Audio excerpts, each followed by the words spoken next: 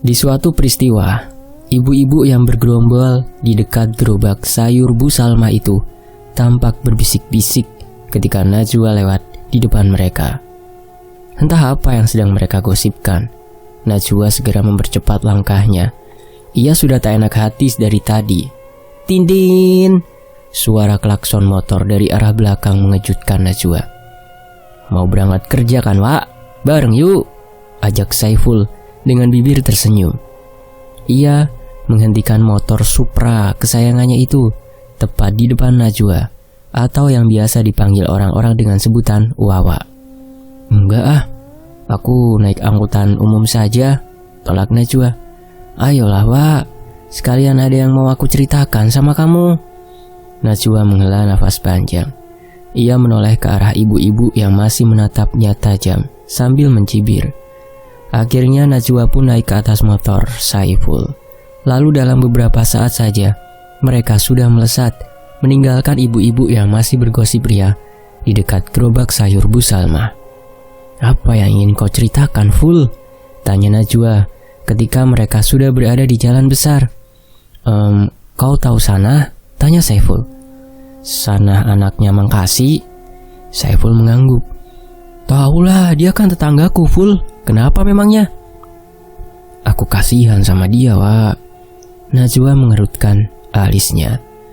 Kasihan kenapa, Ful? Dia baik-baik saja kurasa. Yang tak baik sekarang ini aku. Udah 3 kali aku gagal nikah. Yang pertama meninggal. Terus yang kedua selingkuh sama sepupuku. Yang ketiga ini malah hilang gak ada kabar. Najwa menghela nafas. Memang sial sekali nasib percintaannya. Sabar Wak, Tuhan sedang mempersiapkan yang terbaik untukmu. Kalau sudah tiba masanya, kau pasti akan bahagia dengan jodoh yang dikirimkan oleh Tuhan. Sekarang aku udah tak ingin lah membicarakan lelaki. Biarlah semuanya berjalan sebagaimana mestinya. Yang aku pikirkan sekarang adalah masa depanku. Aku ingin fokus untuk membahagiakan diriku sendiri, Ful. Tiba-tiba motor Saiful mati mendadak di tengah jalan. Kenapa motormu, Ful? Habis minyak?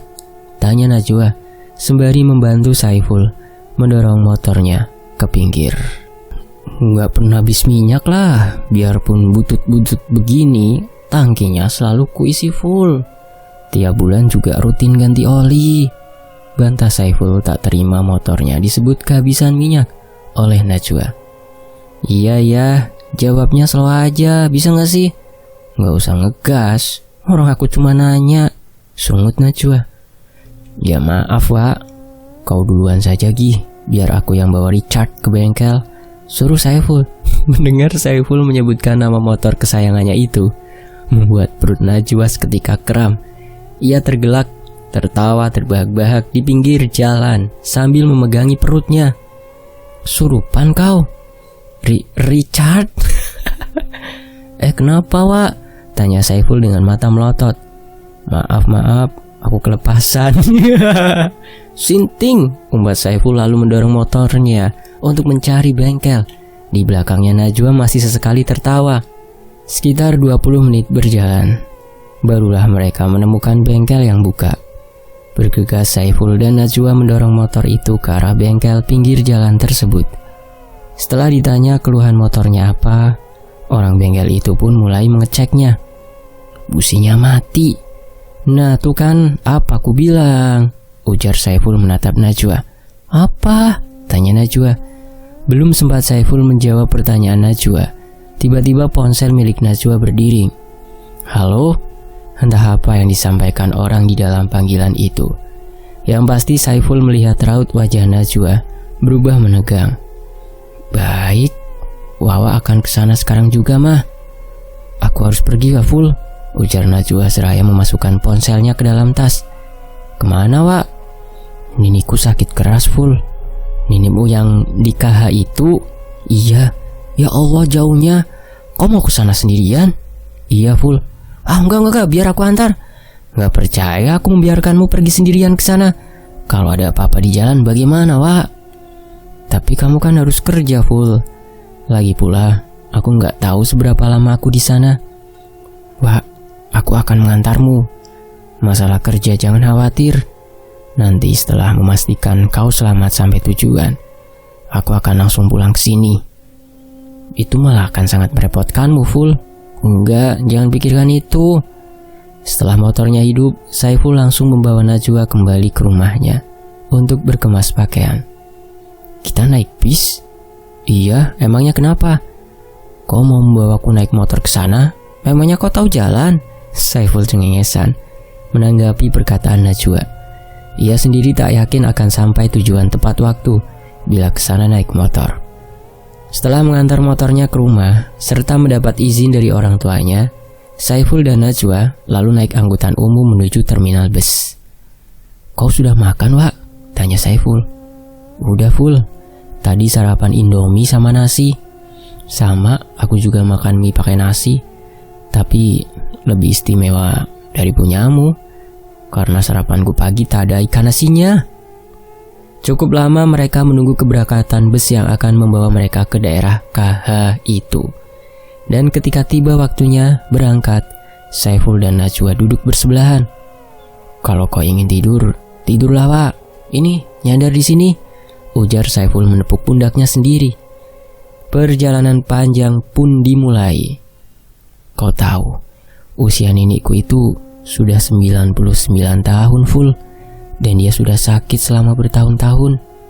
Tapi tak ada tanda-tanda akan pergi ataupun sembuh. Setiap hari selama bertahun-tahun, beliau hanya terbaring di tempat tidur, tak bisa bangun. Apa benar ninimu yang akan kita datangi ini sudah sering menikah? Iya, sudah 21 laki-laki yang dia nikahi, Pul. Terakhir pada usianya 67 tahun, dia menikah dengan laki-laki usia 30-an. Hobi kawin ninimu ya, Wak? Jangan-jangan nanti kau juga gitu. Plak! Sebuah tamparan melayang di mulut Saiful. Maaf, Wak. Aku hanya bergurau kok. Itu ejekan, tolol, bukan gurauan. Kau pikir aku tak punya otak sampai-sampai tak bisa membedakan mana yang candaan dan ejekan, Ful? Enggak, Wak, sumpah, Wak. Jangan bersumpah untuk hal-hal yang tidak penting. Nanti orang-orang tak akan percaya dengan sumpahmu lagi. Saiful terdiam. Ia mengusap-usap mulutnya yang terasa sakit. Ketika bus berhenti di depan warung makan, Saiful dan Najwa pun ikut turun bersama dengan para penumpang lainnya. Kau duluan saja masuk ke dalam, Ful. Aku ingin ke toilet dulu. Terus kau mau kupesankan langsung makanannya gak? Iya boleh, Ful, jawab Najwa singkat. Toilet itu berada di samping warung makan. Di sana gelap dan basah. Najwa bersama beberapa orang-orang penumpang lainnya memasuki toilet yang rupanya di sana ada sekitar 4 buah. Namun entah kenapa, tiba-tiba Najwa merasa pusing. Ia terduduk di atas kloset. Pandangannya berkunang-kunang. Lalu suara-suara aneh mulai bermunculan di telinganya. Tok-tok. Kau sudah selesai? Ujar ibu-ibu di luar pintu toilet yang dimasuki oleh Najwa. Namun tak ada jawaban. Hingga mereka akhirnya memanggil seorang laki-laki yang bekerja di warung tersebut. Ketika pintu dibuka, rupanya Najwa sudah dalam kondisi tak sadarkan diri. Mereka membawanya ke depan dan berusaha untuk menyadarkan Najwa. Melihat orang-orang yang ramai di luar, Saiful bergegas menghampiri mereka. Dan ia begitu amat sangat terkejut kala melihat Najwa yang sudah pingsan. Kawan ulun kenapa? Teman saya kenapa ini? Tanya Saiful langsung menerobos orang-orang dan mendorong lelaki yang membantu Najwa tadi. Saiful mengambil alih tempat lelaki itu, lalu meletakkan kepala Najwa di pangkuannya. Beberapa saat kemudian, Najwa tersadar dari pingsannya, membuat orang-orang bisa menarik nafas lega. Seorang ibu-ibu memberikan air putih pada Najwa, dan Saiful membantu gadis itu untuk minum. Kamu kenapa, Wak? Tanya Saiful ketika keadaan Najwa sudah lebih baik. Entah, Ful. Tadi tiba-tiba saja kepalaku pusing. Mungkin aku mabuk perjalanan, jawab Najwa. Selesai makan, para penumpang pun kembali masuk ke dalam bus. Yakin kau baik-baik saja? Gak sakit kan? Tanya Saiful. Najwa mengangguk. Singkat cerita, akhirnya mereka berdua sampai di terminal tempat tujuan. Abis ini kita naik apa lagi, Wak? Nanti keluargaku yang akan menjemput kita. Desa Niniku itu terpelosok full. Mobil tak bisa masuk sana saat musim penghujan begini. Saiful mengangguk. Perutnya yang sudah lapar membuatnya malas untuk mengobrol panjang lebar. Singkat cerita, 2 buah kendaraan berplat KH menghampiri mereka. Kedua orang itu berbadan besar dan kekar. Wajah keduanya pun tampak sangar. "Amang, kenalkan ini teman Wawa, namanya Saiful," kata Najwa memperkenalkan. "Aku Icon, pamannya Najwa. Dan ini Said temanku," ujar lelaki itu memperkenalkan diri pada Saiful yang hanya bisa mengangguk dan memasang wajah semanis mungkin. Baru beberapa kilometer, mereka melewati jalan beraspal. Kini kendaraan bermotor itu pun berbelok dan memasuki jalanan tanah kuning yang sangat licin. "Hati-hati, Mang," ucap Saiful. Tapi rupanya, kedua pengemudi kendaraan roda 2 tersebut sangat handal dalam melewati medan jalan yang begitu mengerikan itu. Ban terasa carcir-carcir melindas gundukan tanah kuning yang basah. Saiful hanya bisa berpegangan kuat-kuat pada behel motor tersebut. Setelah hampir setengah jam melewati jalanan itu, mereka pun sampai di sebuah papan tanda masuk desa nininya Najwa. Sebuah rumah besar dengan halaman yang cukup luas, terlihat mencolok dibandingkan rumah-rumah lainnya yang jauh lebih kecil di desa itu. Saat turun dari motor, Saiful memperlihatkan kakinya yang gemetaran pada Najwa. Di depan pintu, sudah berdiri orang tua Najwa yang menyambut kedatangan mereka. Saiful pun ikut. "Iya Cil, saya nggak tega lihat Wawa sendirian kesini. Takut apa-apa terjadi sama dia," jawab Saiful sembari menyalami ibunya Najwa. "Terima kasih banyak ya Ful, sudah mau menemani Najwa. Acil pun sebenarnya khawatir kalau dia sendirian kemari. Untungnya ada kamu yang ikut menemani." Saiful mengangguk sambil tersenyum. Mereka disuruh masuk ke dalam rumah dan langsung disuruh makan oleh ibunya Najwa. Ikan lais goreng dengan sayur pucuk singkong rebus dan sambal mantah membuat Saiful langsung menelan ludah. Akhirnya perutnya yang sudah sedari tadi keroncongan bisa segera terisi dengan makanan sederhana yang sangat nikmat tersebut. Najwa pun sampai geleng-geleng kepala melihat Saiful yang sudah berkali-kali tambah nasi. "Rakusnya kamu Ful?" ejek Najwa. "Masakan ibumu terlalu enak, Wak. Ayo kau juga tambah nasinya, jangan malu-malu, Wak," ujar Saiful. "Ini rumah niniku, mana mungkin aku malu-malu," jawab Najwa.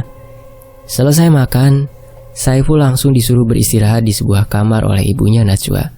Sementara Najwa sendiri, ia masuk ke kamar sang nenek. Wanita tua renta dengan tubuh kurus kering seperti hanya tinggal kulit yang membalut tulang-tulangnya itu berbaring di atas kasur. Wangian pengar seperti balsem, minyak angin, dan bau aneh lainnya jadi satu di dalam kamar itu.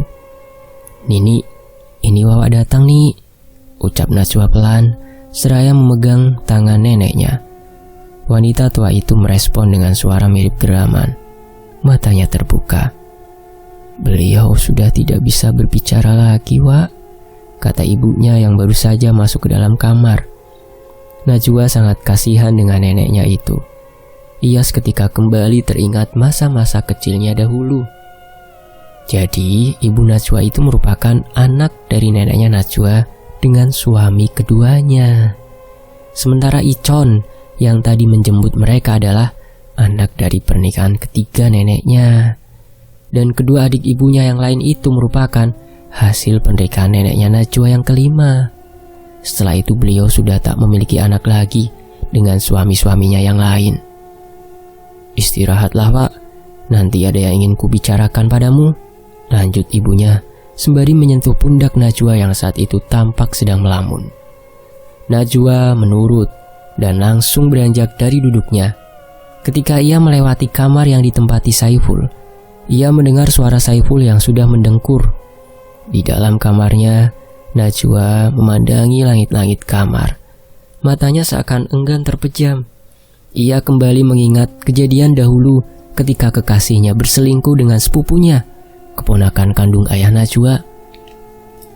Najwa menghela nafas, lalu mengambil buku novel yang belum selesai. Ia baca dari dalam tasnya. Novel cinta yang begitu romantis, tapi sayang, lelaki seperti itu hanya ada di dalam novel. Kalau di dunia nyata, entahlah, ia belum pernah bertemu. Di sisi lain, keluarga jauhnya Nini Wawa bernama Imah bercerita. Panggil saja beliau Nini Imah ya. Dulu, Nini Wawa itu sangat banyak penggemarnya. Rata-rata penggemarnya itu laki-laki, bahkan ada yang sampai tidur di depan rumah hanya untuk menunggu dia keluar. Menjaga dia sewaktu gadis tak ada beda seperti menjaga bunga mawar di dalam gelas kaca. Cerita Niimah, keluarga jauhnya Nini Wawa. Saiful yang mendengarkan cerita Niimah hanya mengangguk sambil sesekali menyeruput kopinya. Berarti Nini Wawa pada masa mudanya cantik sekali ya, Ni? Cantik sekali. Wajahnya mirip artis ibu kota. Artis siapa itu namanya? Nini lupa. Iya, Citra Dewi. Saiful mengerjap-ngerjapkan matanya. Ia bahkan tak tahu siapa itu artis Citra Dewi. Mendengar namanya saja baru kali ini. Karena Saiful tak terlalu suka menonton film-film lawas, makanya dia tidak tahu banyak nama-nama artisnya. Pengetahuannya tentang artis jadul sangat terbatas. Yang ia tahu hanya Suzana dan Bang Haji Rhoma Irama, itu saja. Angguk-angguk aja dari tadi. Emangnya kau tahu siapa artis yang dimaksud ini, Ful? Ujar Najwa mencibir pada Saiful. Tahu kok, Wak. Yang main film sama Haji Rhoma Irama kan? Yang jadi apa coba? Ya jadi kekasihnya lah. Kau kira aku tidak tahu apa? Sontak saja jawaban Saiful mengundang gelak tawa dari Najwa. Tak henti-hentinya Najwa tertawa terbahak-bahak. Dalam film Berkelana kan Citra Dewi berperan sebagai ibunya Rhoma, tahu? Dasar. Kata Najwa. Wajah Saiful memerah karena malu. Iya deh, iya. Aku nggak tahu artis yang Ninimu sebut. Maklum, aku kurang suka nonton film-film lawas. Coba sekali-kali kamu nonton film-film lawas. Gak kalah bagusnya kok sama film-film sekarang. Mana artis-artis zaman dulu itu cantiknya natural, aktingnya juga bagus-bagus. Kau tahu apa yang kurasa saat aku menonton film-film dengan gambar hitam putih? Seakan-akan aku berada di sana pada zaman itu. Pokoknya baguslah. Susah aku jelaskan. Kau pun takkan paham. Wah, seleramu, Wak, luar biasa, puji Saiful. Iya dong, sahut Najwa bangga. Sayangnya mataku sakit bila melihat gambar hitam putih, Wak. Sementara itu sedang asik-asiknya mengobrol, Najwa dipanggil oleh ibunya. Entah apa yang akan mereka bicarakan. Saiful hanya sepintas melihat raut wajah ibunya Najwa yang nampak beda. Nih, sebentar ya, ada yang mau saya ambil di dapur, ucap Saiful seraya beranjak dari duduknya. Perlahan-lahan ia berjalan ke arah di mana Najwa dan ibunya berada.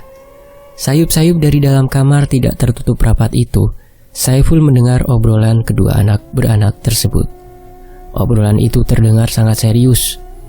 Hanya kau satu-satunya yang bisa membantu Ninimu, Wak, karena kau cucu pertama, tertua, dan perempuan satu-satunya, ucap ibunya setengah memohon. Tapi bukan begini caranya, Mak. Aku tidak mau. Kan kita bisa coba berikhtiar dengan cara lain selain menurunkan susuk itu padaku, jawab Najwa dengan nada kesal. Ibunya terdiam, hening. Pluk, bau Saiful ditepuk oleh Niimah. Kenapa diam di situ?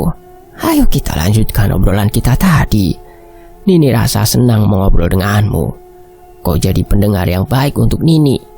Kalau cucu-cucu Nini yang lain, baru saja Nini mau buka mulut, mereka sudah pada kabur entah kemana. Saiful tersenyum. Saya memang suka mendengarkan cerita orang-orang tua. Seru nih. Ayo kita keluar. Nini akan ceritakan banyak kisah untukmu, ujar Niimah tanpa ragu, menarik tangan Saiful. Tak terasa 2 jam sudah berlalu. Najwa belum juga keluar. Sedangkan punggung Saiful sudah sakit karena terlalu lama duduk. Cerita Niimah memang seru-seru, tapi hampir separuh cerita tak terdengar oleh Saiful karena ia terus saja memikirkan Najwa.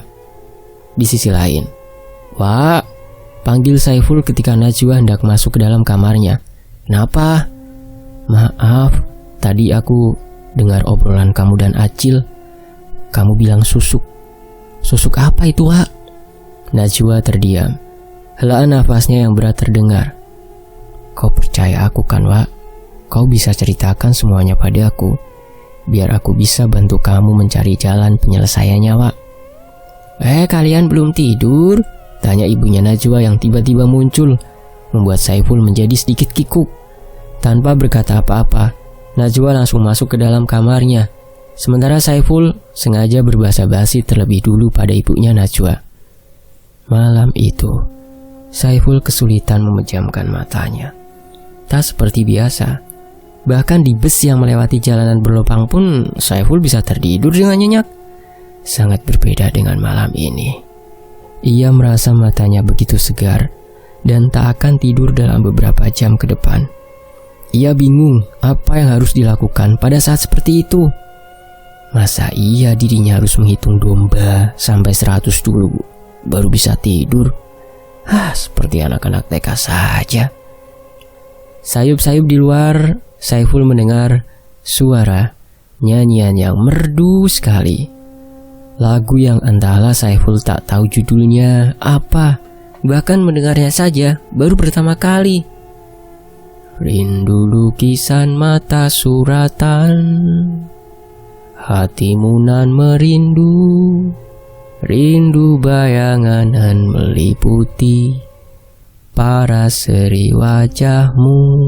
Langkah kaki Saiful membawanya ke depan kamar Nini Najwa. Suara nyanyian itu terhenti ketika dirinya sudah berada tepat di depan pintu. Perlahan-lahan, ia membuka pintu tersebut dan Saiful sangat terkejut melihat seorang wanita muda yang sangat cantik duduk menghadap ke arah pintu dengan wajah tersenyum. Maaf, saya tidak bermaksud apa-apa. Tadi saya dengar ada suara orang menyanyi. Saya penasaran, makanya saya cek. Sekali lagi maaf, ucap Saiful dengan suara bergetar. Cepat-cepat ia kembali menutup pintu kamar tersebut, lalu kemudian pergi menjauh. Wajahnya berkeringat dingin. Malam itu Saiful tak bisa memejamkan mata hingga sampai fajar menyingsing. Saiful masih teringat akan paras wanita cantik itu yang entah siapa. Ia sendiri pun tak tahu. Ketika sedang duduk-duduk di teras, Saiful melihat Najwa yang sedang berjalan seorang diri dari samping rumah. Tanpa ragu, Saiful mengejarnya. Sekedar untuk mencari tahu siapa wanita yang ia lihat malam tadi. Wah, iya kenapa, Ful? Kau punya sepupu cantik, kenapa tak dikenalkan pada aku, Wak? Serang Saiful dengan pertanyaan yang langsung membuat alis mata Najwa mengkerut. Maksudmu, Ful? Iya, Wak, tadi malam ada suara wanita menyanyi.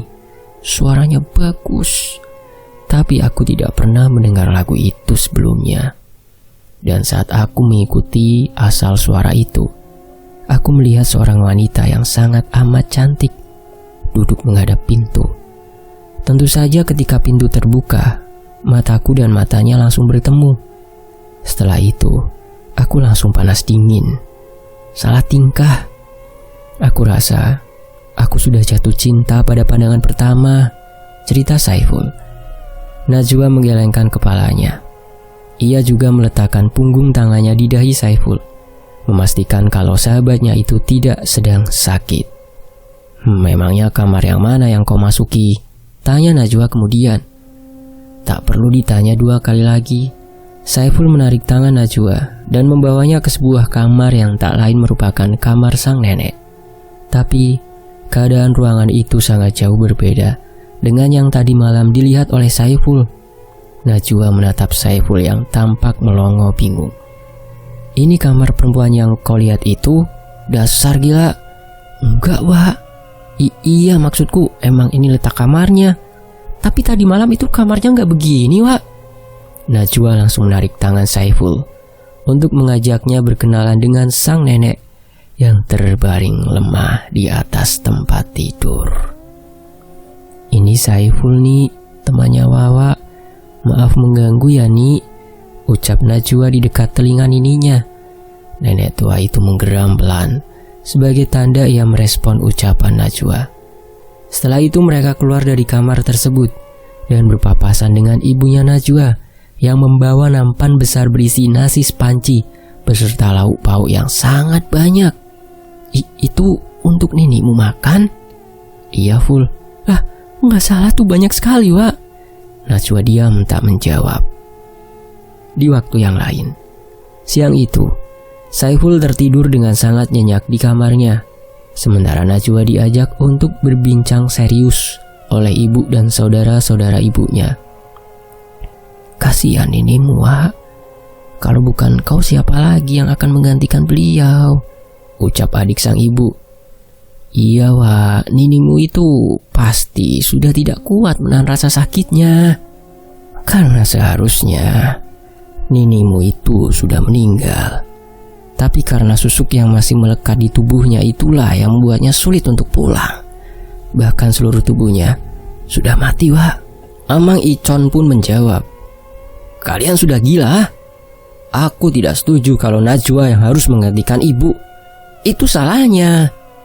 Kalau sejak awal sudah tahu efek susuk itu bagaimana, kenapa tidak dipertimbangkan dari sebelum memasang susuk? Kenapa harus menyiksa anak cucu?" ujar Amang Icon gusar dengan suara menggelegar. Suara Amang Icon tersebut membuat Saiful terkejut dan langsung bangun dari tidurnya. Lalu ia berjalan pelan keluar kamar untuk mendengarkan lebih jelasnya tentang apa yang tengah keluarga Najwa bicarakan. "Dia itu orang tuamu, Icon." "Iya, aku tahu. Dia orang tuaku dan aku tidak pernah sekalipun menganggapnya orang lain. Hanya saja sikap dan caranya itu yang tidak aku suka. Kau sendiri apa tidak pernah memikirkan nasib anakmu, hah?" bentak Amang Icon pada ibunya Najwa. Suasana pun menjadi hening. "Pokoknya Najwa, jangan pernah mau menyalin susuk itu. Kau sudah lihat bukan bagaimana susahnya nenekmu itu sekarang? Bahkan malaikat maut pun tak sudi untuk menjemputnya." Najwa terdiam. Kepalanya menunduk. Ia pun tak pernah berpikir ingin memakai susuk. Meskipun sudah beberapa kali ia gagal menikah hingga menjadi bahan gibahan orang-orang. Saiful yang mendengarkan obrolan mereka tampak menghela nafas lega. Lelaki berwajah dan berperawakan bak seorang preman itu ternyata sangat perhatian dan menyayangi Najwa. Ia sangat menjaga Najwa sebagai keponakannya. Saiful salut terhadap sosok Amang Icon. Di sisi lain, malam itu sengaja Saiful menunggu Najwa yang sedari sore tadi pergi. Ketika dari kejauhan ia melihat kedatangan Najwa, Saiful lantas berlari mendekatinya. Najwa tampak kaget begitu tangannya ditarik Saiful. Namun meski begitu, ia tak menolak saat Saiful membawanya pergi. "Wak, kau tidak berpikiran untuk menyalin susuk itu kan?" "Kau menguping lagi, Ful?" ujar Najwa balik bertanya. Wajahnya menunjukkan rasa ketidaksukaan akan sikap Saiful yang selalu menguping perbincangan keluarganya itu. "Aku tidak menguping. Aku hanya terdengar obrolan kalian. Dan aku sangat setuju dengan apa yang Amang Icon katakan, Wak." Najwa menepis tangan Saiful. Ia lalu berjalan pulang tanpa menjawab perkataan Saiful lagi. Saiful hanya bisa mengekor di belakang Najwa. Ia tahu Najwa pasti marah padanya. Di sisi lain, sepanjang malam, Saiful hampir tak dapat tidur memikirkan Najwa. Memikirkan persahabatan yang sudah cukup lama terjalin antara mereka berdua. Tentu, Saiful tidak ingin Najwa tersalah jalan dengan menerima susuk neneknya itu. Keesokan paginya, Saiful nampak kaget dengan banyaknya menu sarapan di dapur. Ditambah lagi sikap keluarga Najwa padanya. "Kau mau pulang hari ini kan, Ful? Makan dulu ya. Nanti amangku yang akan mengantarmu," ujar Najwa yang membuat Saiful seketika terhenyak. Tapi Wak, nanti kalau sudah sampai di sana, tolong serahkan surat izinku ya, Ful," ujar Najwa tanpa sedikit pun memberi kesempatan pada Saiful untuk berbicara. Akhirnya mau tak mau Saiful pun terpaksa untuk pulang. Meskipun hatinya masih sangat ingin menemani Najwa. "Tolong jaga Najwa ya, Mang," ucap Saiful pada Amang Icon sebelum lelaki itu pergi. Singkat cerita, 2 bulan telah berlalu. Najwa belum juga kembali. Posisinya di tempat kerja pun kini sudah digantikan oleh orang lain. Hari itu, Saiful yang tengah berkumpul dengan teman-temannya di ujung jalan melihat sebuah mobil Avanza hitam memasuki jalanan tersebut. Dan ketika melewati tongkrongan Saiful dan kawan-kawan, kaca mobil itu dibuka. Terlihat seseorang perempuan yang sangat cantik melambai ke arah mereka. Teman-teman Saiful yang duduk langsung berdiri menyapa perempuan cantik itu. Tatapan mata mereka mengikuti mobil tersebut, seolah sudah terhipnotis dengan kecantikan si perempuan. "Itu tadi Najwa?" tanya Akbar. "Akairung bungasnya Najwa," gumam Burhan. "Astaga, cantik sekali Najwa." Ekspresi mereka sangat berbeda dengan Saiful. Lelaki itu malah tampak bingung pada perubahan Najwa. Tanpa basa-basi, ia menghidupkan Richard, si motor tuanya, mengikuti mobil yang berjalan pelan. Setibanya di depan rumah Najwa, perempuan itu pun turun dari mobil. Dari cara berpakaiannya tidak jauh berbeda dari sebelumnya. Hanya saja, aura kecantikannya sangat terlihat. Bahkan mampu menghipnotis tiap mata yang memandangnya. Saiful memarkirkan motornya di pinggir. Lalu, ia berjalan menghampiri Najwa. "Hei," sapa Najwa dengan senyuman yang sangat mempesona. "Kau menyalin susuk itu, ah?" tanya Saiful tanpa basa-basi. "Kamu bicara apa sih, Ful?" bentak Najwa. "Kalau iya jawab iya, kalau tidak jawab tidak, Wak. Jangan ngegas begitu dong," balas Saiful. "Lagi pula kau bertanya seperti itu untuk apa? Aku pakai susuk atau tidak, itu sama sekali tidak ada kaitannya sama kamu." Percekcokan antara keduanya terhenti ketika ayah Najwa keluar dari rumah. Rupanya sang ayah sudah kembali dari pekerjaannya di KT. Memang hampir 3 tahun ini, hubungan antara ayah dan ibu Najwa tidak lagi harmonis. Bila mereka bersama, pasti selalu ada celah untuk bertengkar. Dan akhirnya ayah Najwa memutuskan untuk bekerja di KT, sementara ibunya pulang ke KH. Tapi, di antara mereka belum terucap kata cerai sekalipun. Bahkan ayahnya masih rutin memberikan uang pada ibunya. Ayah Najwa menatap putrinya lekat. Pandangan matanya sangat tajam. Tak ada senyum sedikit pun di bibirnya kala menatap Najwa. "Masuk, Ful," ajak lelaki itu pada Saiful. Saiful dan ayahnya Najwa mengobrol panjang lebar. Tampak sekali keduanya sudah sangat akrab.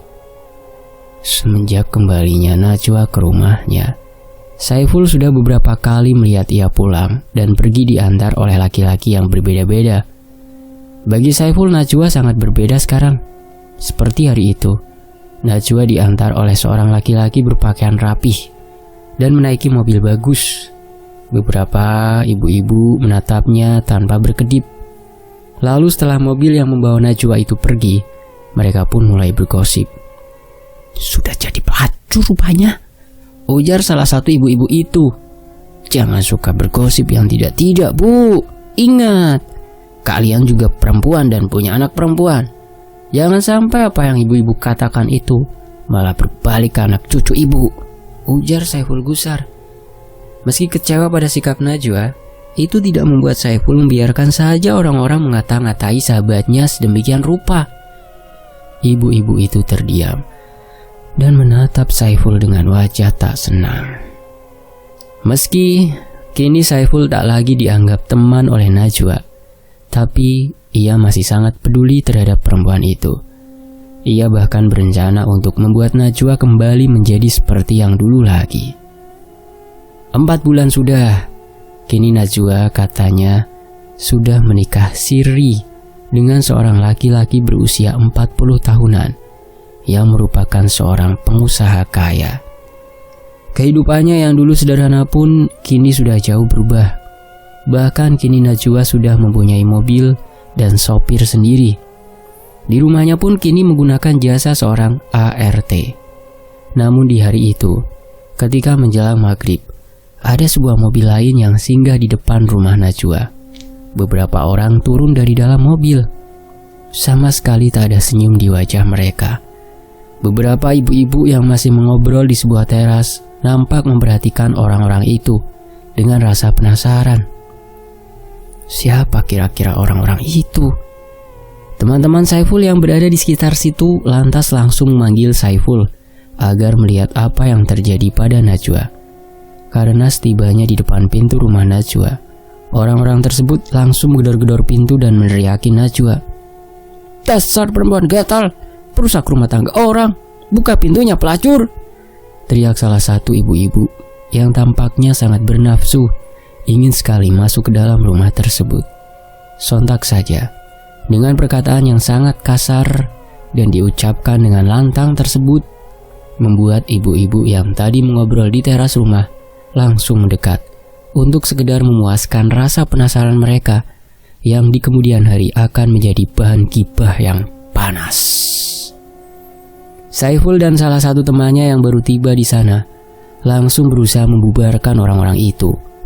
Ibu-ibu yang menonton kejadian itu mulai berbisik-bisik ketika Saiful datang. "Ada apa ini?" tanya Saiful. "Perempuan yang berada di dalam rumah ini sudah merusak rumah tanggaku. Dia mengambil suamiku."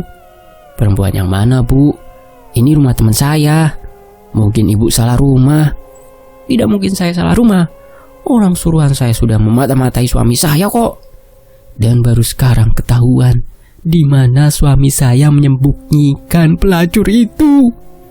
Salah seorang laki-laki datang bersama ibu-ibu tersebut memecahkan kaca rumah sehingga ia bisa masuk dan membuka pintu. Rumah itu tampak sepi.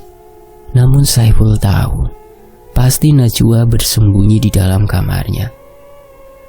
Ia yang berusaha menghalangi mereka langsung didorong hingga jatuh dan menimpa pecahan kaca yang membuatnya terluka.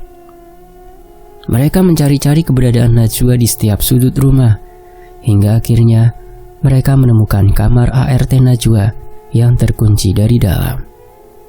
Sosok lelaki tadi langsung mendobrak pintu dan kemudian pintu berhasil terbuka. Mereka mendapati Najwa menangis di sudut kamar dengan raut wajah yang sangat ketakutan.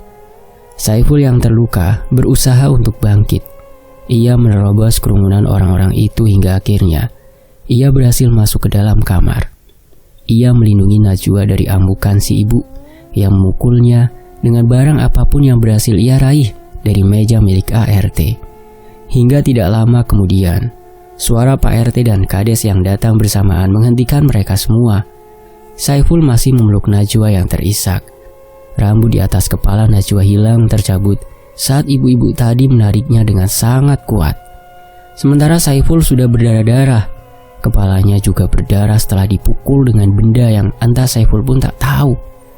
Saat Pak RT dan Pak Kades berbicara pada orang-orang itu, teman-teman Saiful langsung membantu mereka berdua keluar dari rumah melalui pintu belakang untuk menghindari orang-orang tadi. Mereka membawa Najwa ke rumah Saiful. Orang tua lelaki itu tampak kaget melihat keadaan Najwa dan anaknya. Tak mau orang tuanya salah paham, Saiful langsung menjelaskan apa yang terjadi tadi. Untungnya, orang tua Saiful sangat baik, sehingga membiarkan Najwa tinggal di sana sampai keadaan aman. Mereka juga mengobati Najwa yang terluka. Sementara Saiful dipanggil oleh Pak RT ke rumahnya. Sementara itu, di sisi yang lain, pukul 11 malam, Saiful pulang ke rumah. "Bagaimana, Nak?" tanya ayahnya Saiful. "Mereka meminta Najwa untuk mengembalikan semua barang yang pernah diberikan oleh suami sah ibu itu, Pak. Dan juga meminta Wawa untuk meninggalkan suaminya.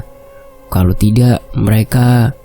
Cerita Saiful terhenti ketika ia melihat Najwa keluar dari dalam kamar. "Aku akan mengembalikan semuanya," ucap Najwa dengan suara bergetar.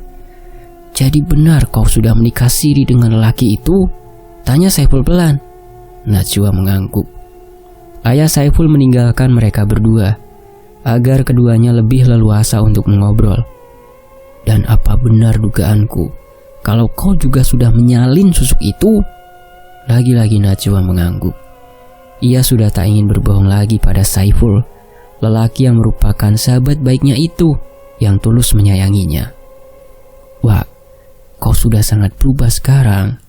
Kenapa Wawaku yang dulu? Kemana?" Najwa menunduk. Ia mulai terisak. "Aku menyesal, Ful," isaknya. Saiful terdiam. Hanyalah nafasnya yang terdengar. "Tidurlah untuk beberapa hari ke depan. Kau jangan pulang ke rumah dulu. Tinggal saja untuk sementara di sini demi keamananmu," ujar Saiful akhirnya. Lalu lelaki itu merebahkan tubuhnya. Ia meletakkan lengan ke atas dahinya. "Ayahmu sangat menyayangimu, Wak. Itulah sebabnya dia sangat marah ketika tahu kau sudah menyalin susuk itu," ucap Saiful ketika Najwa akan beranjak dari duduknya. Saiful membalikkan tubuhnya membelakangi Najwa.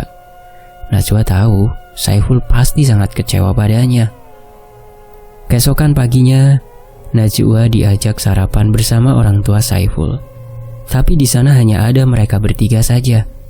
Saiful pagi-pagi sekali entah pergi kemana. Selesai sarapan, ayah Saiful pergi ke sawah. Sementara itu ibunya Saiful mulai beberes rumah dan memberi makan ayam-ayam peliharaan mereka. Najwa membantu ibunya Saiful mencuci piring kotor dan menyapu. Sekitar pukul 9-an, Saiful datang bersama lelaki yang semalam datang ke rumah Najwa. Lelaki itu meminta surat-surat mobil dan barang-barang yang pernah diberikan suami siri Najwa padanya. Dengan ditemani Saiful, Najwa kembali ke rumahnya, mengambil semua barang-barang itu lalu menyerahkannya pada si lelaki. Setelah mengambil semua barang-barang itu, ia juga memperingatkan Najwa untuk tidak lagi mendekati suami si ibu yang merupakan kakaknya. Najwa terduduk lemas. Kakinya serasa tak mampu lagi untuk menopang beban tubuhnya. "Hidupku sudah hancur, Ful," ucapnya terisak. "Wak, kau bisa memulainya semua dari awal lagi, Wak. Aku yakin kau cukup kuat untuk menghadapi ini semua." Semenjak kejadian itu, Najwa menjadi lebih sering mengurung diri di dalam rumah. Ia tak tahan dengan omongan ibu-ibu di sekitarnya yang terus saja menyebutnya pelacur. Ia juga mulai merasa tak nyaman dengan sapaan-sapaan genit bapak-bapak komplek yang sebelumnya ia tak terlalu menanggapi itu semua. Hari itu ketika Saiful datang ke rumahnya, Najwa sedang duduk sambil menangis di dekat jendela. Wajah wanita itu kini terlihat pucat. Saiful meletakkan rantang bawaannya dan menyuruh Najwa untuk makan, karena ia tahu Najwa pasti belum makan. "Makan dulu, Wak. Ini tadi ibuku menyuruhku mengantar makanan untukmu." "Aku rasanya ingin mati saja, Ful." "Hush, gak boleh ngomong gitu, Wak," tegur Saiful. "Aku takut aku gak cukup kuat untuk menghidupi anak ini, Ful." Isak tangis Najwa pecah. Sementara Saiful langsung melotot. Alisnya pun ikut berkerut. "Maksudmu, Wak?" "Aku hamil." Saiful terhenyak. Ia kaget dan tak menyangka.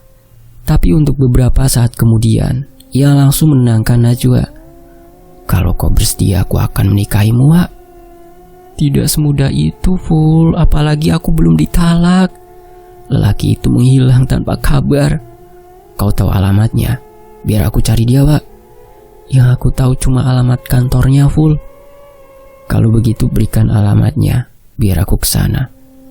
Anak yang kau kandung itu tak bersalah, Wak. Ayahnya harus tahu dan bertanggung jawab. Kalaupun memang dia tidak mau lagi denganmu, aku siap menggantikannya," ucap Saiful mantap. Tapi aku tidak mau menyusahkan kamu, Ful. Terlebih lagi karena kau menikahiku karena rasa kasihan. Aku takut kau tak bahagia. Dan itu pasti kau tak akan bahagia. Jalan hidupmu masih panjang, Ful. Aku tak mau kau terperangkap hidup bersamaku, menafkahi anak yang jelas-jelas bukan anakmu. Wak, tapi aku tulus menyayangimu, Wak. Kau saja yang tak menyadari itu. Dan sekarang bila aku sudah mendapatkan kesempatan itu, aku tak ingin menyia-nyiakannya. Aku berjanji akan menjaga dan menyayangi kalian. Aku sayang kamu, Wak. Najwa tak menyangka Saiful begitu baik dan tulus padanya. Kemana ia selama ini, sehingga tak bisa menyadari bahwa laki yang ia cari-cari selama ini ternyata berada dekat, sangat dekat dengannya. Sementara itu di sisi lain, semuanya tak semudah yang dibayangkan oleh Saiful. Meski sudah bertemu dengan suami siri Najwa, tapi lelaki itu sama sekali tak mau menceraikan istri sirinya. Dia tetap bersikeras mempertahankan Najwa. Meskipun ia tahu kalau mereka tetap bersama, maka sama artinya dengan menempatkan Najwa dalam bahaya. Keputusannya itu hampir memancing amarah Saiful. Andai Udin tak segera mengajaknya pergi, mungkin sekarang Saiful sudah ditahan oleh polisi karena melakukan penyerangan terhadap si pengusaha. Sementara itu di rumah, Najwa mulai mengalami berbagai macam teror yang berasal dari susuknya. Mulai dari mimpi-mimpi aneh, suara-suara bisikan yang selalu terdengar ketika ia memejamkan mata, dan masih banyak lagi. Rasanya aku sudah tak tahan, Ful. Aku ingin melepaskan susuk ini, tapi aku tak tahu bagaimana caranya. Kau serius, Wak? Najwa tak menjawab. Tapi kepalanya langsung mengangguk menandakan bahwa ia bersungguh-sungguh dengan kata-katanya. Aku bisa bantu, Wak. Dulu Udin pernah cerita kalau kakeknya di kampung merupakan orang yang paham dengan hal-hal mistis seperti itu. Dan tidak sedikit orang-orang yang berobat pada beliau. Mungkin kalau kita menemui beliau bisa membantu masalahmu. Aku mau, kapan kita ke sana? Saiful terdiam. Aku tanyakan Udin dulu, karena aku juga tak tahu di mana kampung kakeknya itu. Setelah berpamitan pada Najwa, Saiful pun pergi. Sekitar pukul 9 malam, ia datang lagi dengan wajah cerah. Saiful mengetuk pintu rumah Najwa tanpa menyadari saat itu waktunya sudah larut untuk bertamu. Setelah pintu rumah terbuka, ia langsung mengabari bahwa Udin bersedia mengantar mereka esok hari untuk bertemu kakeknya. Karena kebetulan sekali, Udin yang merupakan pekerja di salah satu rumah makan itu mendapat hari libur beberapa hari dikarenakan orang tua bosnya meninggal dunia. Namun, baru saja mereka duduk, beberapa orang bapak-bapak datang beramai-ramai ke rumah Najwa. Rupa-rupanya mereka menggerebek Najwa dan Saiful yang dianggap telah melakukan hal tidak senonoh di dalam rumah tersebut. Padahal pintu rumah saat itu sama sekali tidak tertutup. Alhasil keduanya dibawa ke rumah ketua RT. Bahkan kedua orang tua Saiful pun dipanggil ke sana. Saya tidak masalah kalau disuruh menikahi Najwa, Pak. Malam ini pun saya sanggup. Cuman masalahnya, Pak, suami Siri dari Najwa ini tidak mau menceraikan dia, Pak, ujar Saiful, yang membuat orang-orang itu terdiam. Akhirnya Pak RT membuat keputusan. Beliau bersedia membantu mengurus masalah Najwa dengan suami sirinya.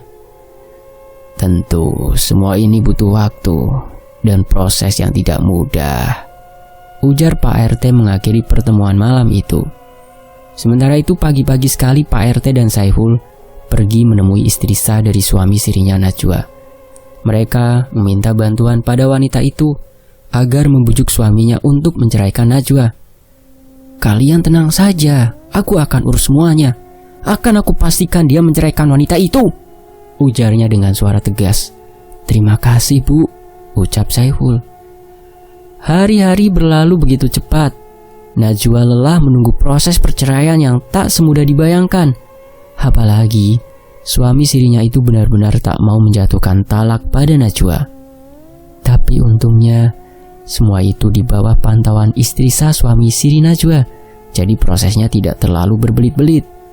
Di samping itu, Saiful tetap membantu Najwa untuk melepaskan susuk yang telah tertanam di dalam tubuhnya. Susuk yang ada padamu ini hampir sama dengan kutukan. Selama susuk itu ada di dalam tubuhmu, maka kau akan terus dan terus gonta-ganti lelaki. Tak peduli nyawamu sudah diambang batas, kau tetap akan merasakan hasrat untuk menikah lagi, ujar kakeknya Udin menatap Najwa. Saiful bergidik mendengar ucapan lelaki tua tersebut. Lalu bagaimana, kek? Apakah susuk itu bisa dilepaskan atau dibuang saja tanpa harus diturunkan? Tanya Saiful. Kai Ramsa menghela nafas panjang. Matanya teralih menatap asbak rokok yang sudah dipenuhi dengan abu rokok tersebut. Sebelum menjawab pertanyaan Saiful, beliau lebih dulu menghisap rokok yang terselip antara jari telunjuk dan tengahnya itu. Kalau susuk itu bisa dipasang, berarti susuk itu juga bisa dilepaskan. Tapi kata keluarga saya, susuk itu tidak bisa dilepaskan selain dengan cara diturunkan ke anak cucu. Itu tidak benar. Syarat seperti itu hanya jebakan, ujar Kai Ramsah sambil mematikan rokoknya yang masih tersisa setengah. Syukurlah, berarti kau bisa terlepas dari susuk itu, Wak. Najwa tersenyum penuh harap. Akhirnya malam itu juga Kai Ramsah melepaskan susuk yang ada di tubuh Najwa. Najwa disuruh berbaring di atas kain hitam dan hanya mengenakan tapih. Tapih itu sejenis kain panjang yang melilit tubuhnya sebatas dada. Susuk itu ada di beberapa bagian tubuh. 3 di bagian wajah seperti mata hagi, jarak antara 2 alis. Lalu ada di mulut atau bibir dan ada di dagu. Sementara itu di bagian bahu serta dada juga ada. Dan yang paling berat ada di bagian yang sulit dijelaskan.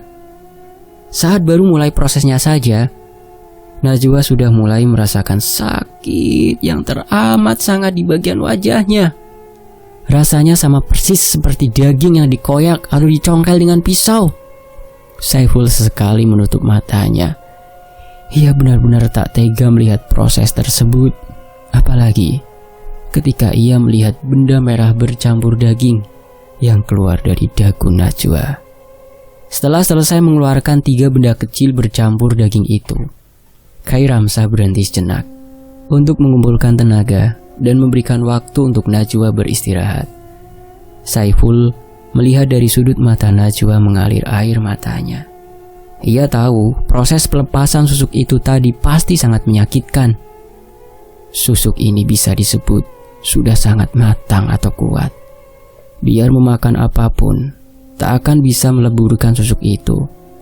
Pasti bukan orang sembarangan yang memberikan susuk ini, karena susuk ini termasuk susuk yang langka. Tidak seperti kebanyakan susuk yang akan sangat mudah melepaskannya. Proses pelepasan kembali dilanjutkan. Ketika di bagian dada, Najwa meringis dan memohon untuk dihentikan karena ia sudah tidak kuat menahan rasa sakit itu. Kai Ramsah menatap Saiful seperti tengah mengatakan sesuatu dari gerakan matanya. Tapi Saiful yang tak memahami jenis-jenis perkodean itu tentu tak tahu apa maksud gerakan mata si kakek. Kenapa, Kai? Setelah Saiful bertanya seperti itu, akhirnya Kai Ramsah berhenti.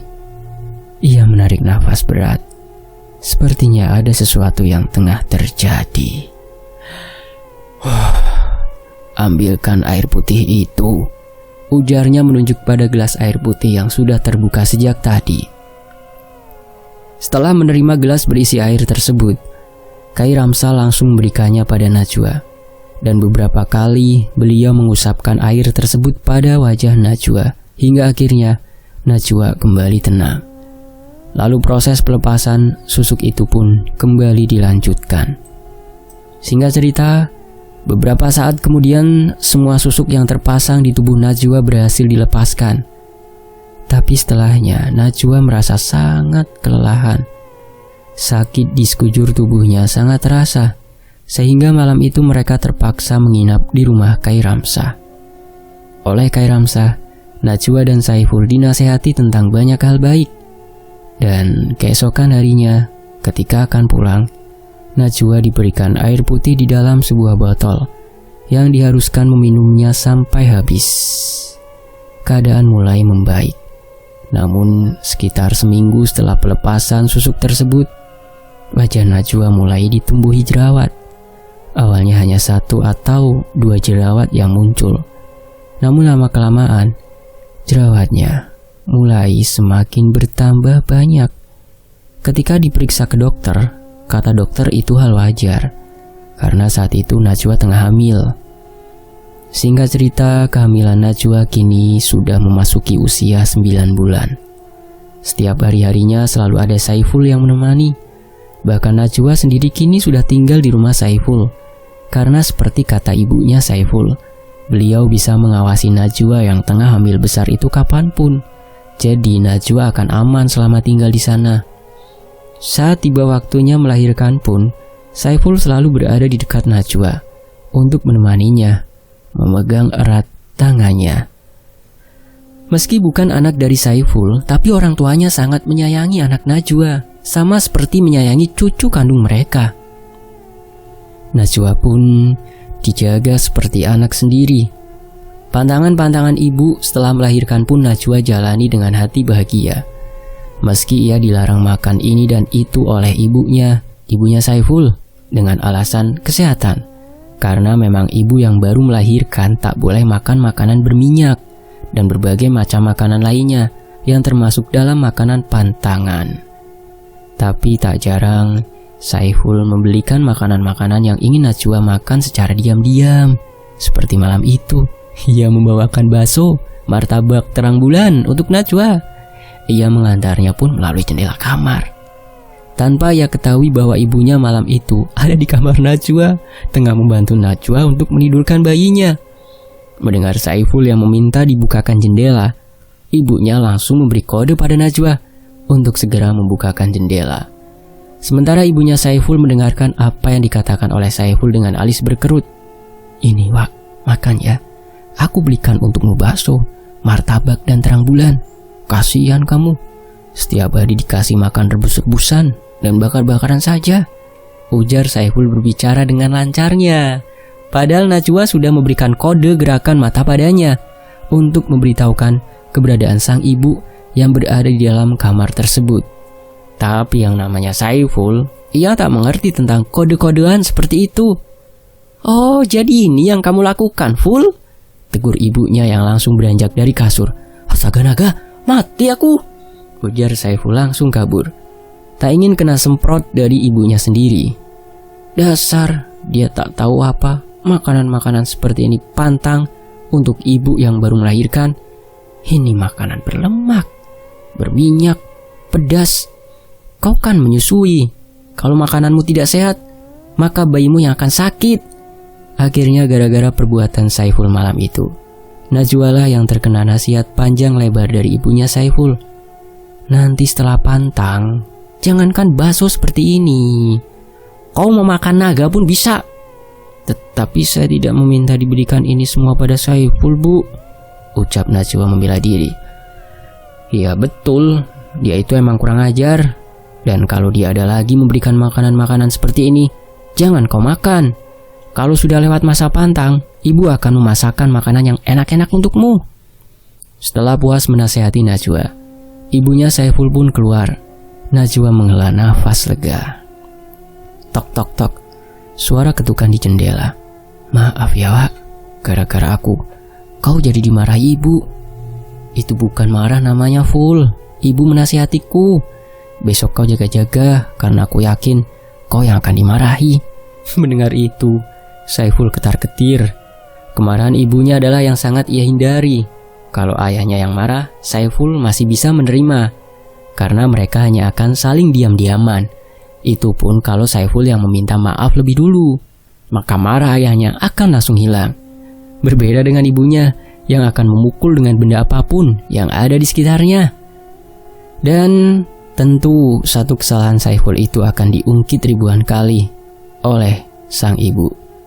Benar saja keesokan paginya, Saiful dimarahi habis-habisan oleh ibunya.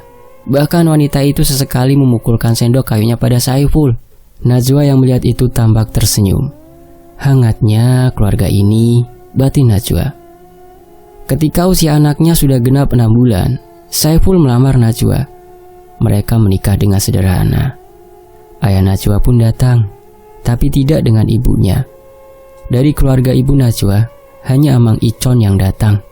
Meski begitu, hal tersebut tidak mengurangi kebahagiaan yang Najwa rasakan. Aku berikan dan serahkan tanggung jawab atas diri Najwa padamu. Dan tolong jaga serta sayangi dia sebagaimana aku menyayanginya, ucap ayah Najwa pada Saiful.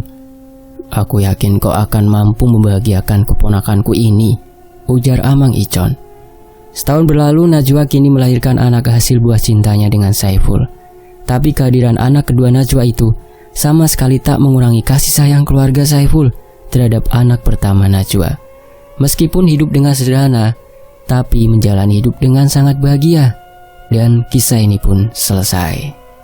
Terima kasih Om Ras. Kisah dari Kalimantan ini sangat ditunggu-tunggu sama teman-teman di Tony FS. Dan tentunya makasih banget ya teman-teman ya yang mau menyimak kisah ini yang saya bacakan.